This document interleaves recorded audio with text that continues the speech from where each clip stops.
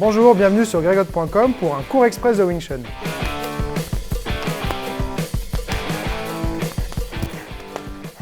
On va se mettre tous les deux en position croisée, garde au contact. On va voir un exercice en plusieurs étapes.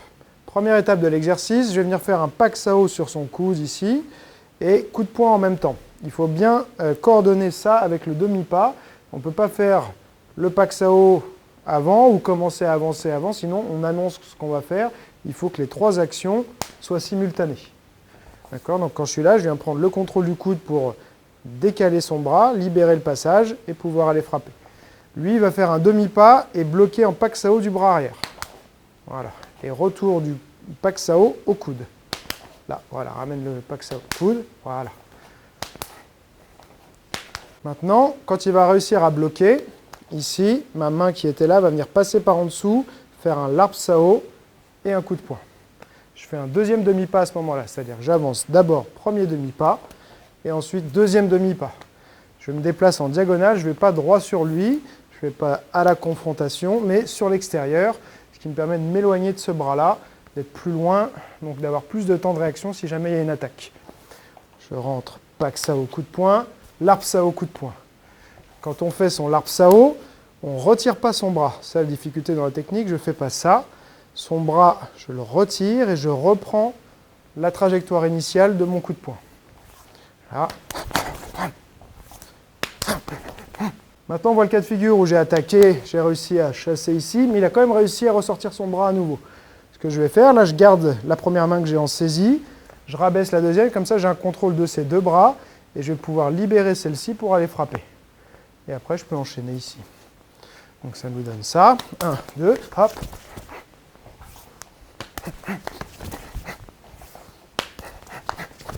Une petite variante. Quand je suis ici, souvent il y a une ouverture qui se crée là. Donc avant de rabaisser son bras, je vais aller frapper plexus, ramener et frapper en haut ensuite. Encore une fois, je rentre, il me bloque, plexus et je rabaisse. Quand je vais frapper le plexus ici, il ressort sa main là. Je ne retire pas ce bras-là, je le garde en protection pour ne pas pouvoir me faire attaquer en haut. Et tout de suite, je rabaisse. En pratique, ça va très vite quand on est là.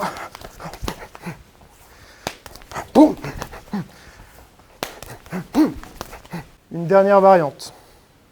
À ce moment-là, là, on a fait un Larp Sao, mais on peut également utiliser, si on ne veut pas avoir à saisir, un Chun Sao. C'est-à-dire que là, je retire ma main et je vais en direction des yeux. Ensuite, je contrôle. Là, 1, 2, 3. Bien retirer son bras. On ne vient pas faire ça, sinon je me fais coincer. Donc au moment où cette main-là passe par en dessous à l'extérieur de son bras, je retire ce bras-là. Ici. Chun Sao en direction des yeux. Contrôle en Larp Sao. Et là, je peux enchaîner.